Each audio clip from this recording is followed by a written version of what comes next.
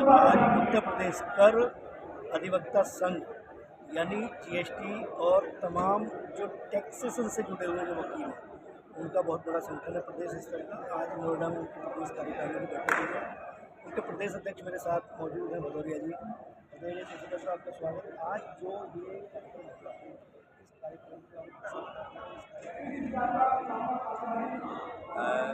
कार्यकारिणी बैठक हमारी प्रत्येक हर महीने होती है।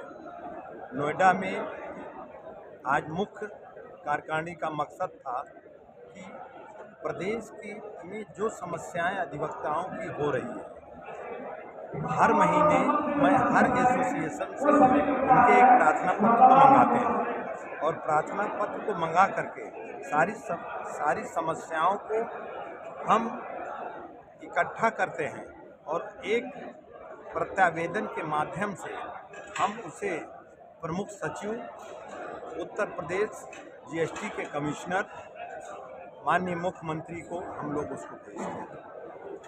अच्छा, आज जो आपकी जो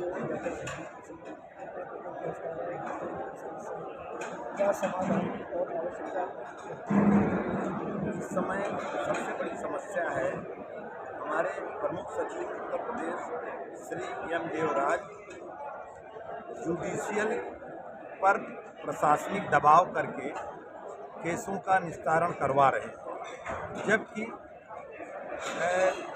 न्यायिक कार्यों पर प्रशासनिक दबाव नहीं होना चाहिए। वो दिन में फिक्स कर देते हैं कि इतने केस का वाद का निस्तारण करिए। कभी कभी एक ही वाद को 3-3 घंटे बहस करने में लग जाता है। तो अधिकारी अगर एक दिन में 10 केस का निस्तारण करेगा तो व्यापारी को न्याय कभी नहीं मिलेगा। दूसरी चीज़ें, हमारी जो बैठ में ब्याज माफ़ी की योजना आनी चाहिए, प्रत्येक वर्ष आती थी। जब से जीएसटी लगा है ब्याज माफ़ी योजना नहीं आई है। ब्याज माफ़ी से सरकार का मद और बढ़ेगा। आज जो ब्याज के जरिए जो एक्चुअल टैक्स डबल हो गया, ब्याज माफ़ी अगर ख़त्म हो जाए तो टैक्स सरकार के मद में बहुत पैसा जमा होगा। आपका सबसे लंबा अनुभव है टैक्स के थ्रू ही मुझे लगता है कि शायद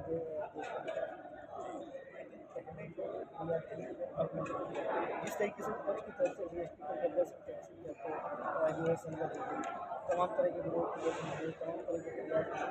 आप जो जीएसटी एक सभी भाषा में क्या पहले रहता था या देखिए, पहले से जीएसटी बहुत अच्छा है, लेकिन उसमें काम करने वाले व्यक्तिगत बुरे हो सकते हैं।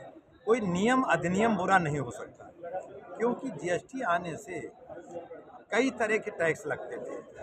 पहले सेंट्रल टैक्स लगता था, मंडी में टैक्स लगता था और मनोरंजन कर लगता था। सारे टैक्स ख़त्म कर समाप्त करके एक टैक्स लगाया गया, जिससे कि सबको सुविधाएं हुई। लेकिन जो कार्य करने वाले हैं, कहीं कहीं अधिकारी अपनी जेब भरने के कारण लोगों को परेशान करते हैं। कहीं कहीं जैसे प्रमुख सचिव आ गए, न्यायिक कार्यों में प्रशासनिक दबाव कर रहे हैं, वहाँ दबाव है। लेकिन सरकार की नीतियाँ जीएसटी पहले से बहुत अच्छा है। अच्छा, अगर एक बात कहें कि आपने बहुत सारी सरकार बसपा सरकार, भाजपा, तमाम तरह की बेहतर सरकार की सरकार अभी तक व्यापारियों के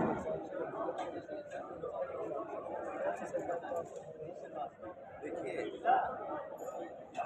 जहाँ तक बात ये है कि जीएसटी सब में जब से लागू हुआ, भाजपा सरकार ने लागू किया और उसी के जरिए आज देश का जीएसटी में जितना कलेक्शन बढ़ रहा है, उसके जरिए देश का विकास हुआ।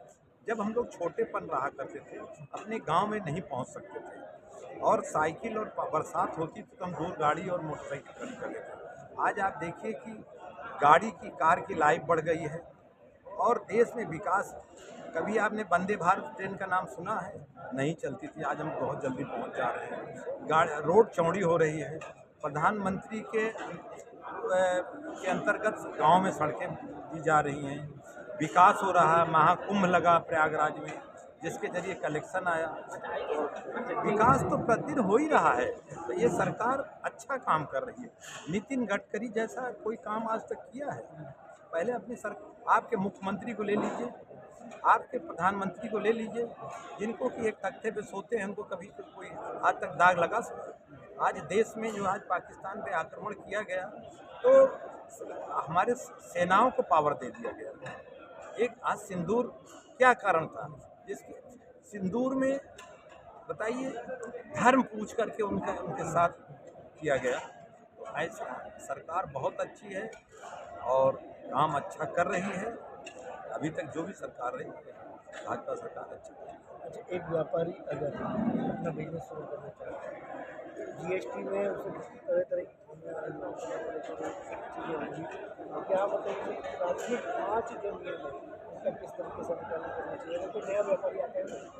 ऐसा है, देखिए जीएसटी में उसे कोई दिक्कत नहीं है, घर बैठे रजिस्ट्रेशन हो जा रहा है, केवल आधार देने से और पैन देने से और एक फ़ोटो देने से और घर का बिजली का बिल या गिरी कर रसीद पे देने से 24 घंटे के अंदर रजिस्ट्रेशन होता है। कहीं उसको ऑफिस में जाने के लिए, और जहाँ तक है वो तुरंत रजिस्ट्रेशन लेकर व्यापार खरीद करके सामान खरीद करके अपनी दुकान में रख कर बिक्री कर सकता है।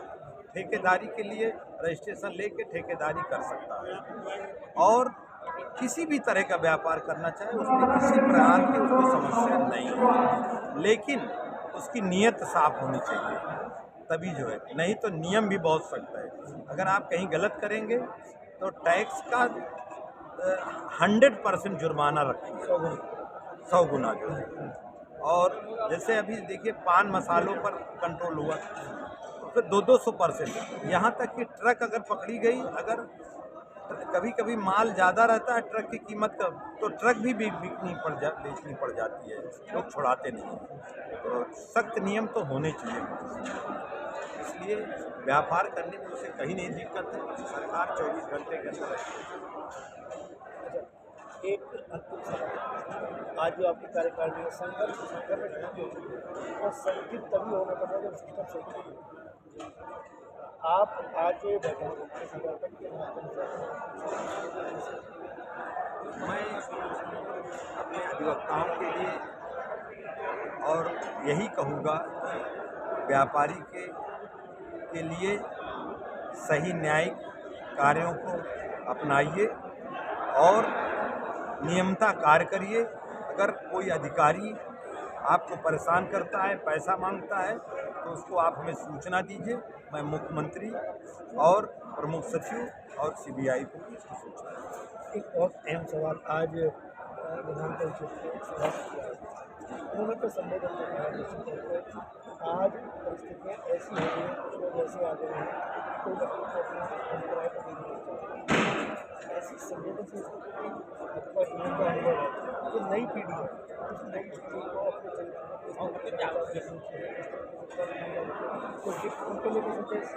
ऐसा है कि हमारे टैक्स में जो भी अधिवक्ता आ रहे हैं, एक सम्मानित अधिवक्ता आ रहा, पढ़ा लिखा समाज आ रहा है, और आज ये जो बदनाम वकीलों को कर रहे हैं, डिस्ट्रिक्ट कोर्ट में कुछ ऐसे अब तत्व आ जाए, अराजक तत्व आ गए हैं जो अधिवक्ताओं को बदनाम कर रहे हैं। नहीं तो ये पेशा बहुत अच्छे, केवल 5% ऐसे लोग हैं जो ठेकेदारी भी कर रहे हैं और अधिवक्ता का कोट पहन कर रहे हैं, उनको मैं वकील कभी नहीं मानता हूँ। 95% वकील अच्छे। टैक्स दीजिए, टैक्स जो आप देते हैं वो विकास में लगता है, लेकिन कंसल्टेंसी जो वकील आपके केस को लड़ते हैं, तमाम तरह की व्यवस्थाएं हैं, समाज में खामियां हैं, लेकिन सब लोग बुरे नहीं हैं। कैमरा पर्सन अमित के साथ राजकुमार चौधरी, नेटवर्क 10।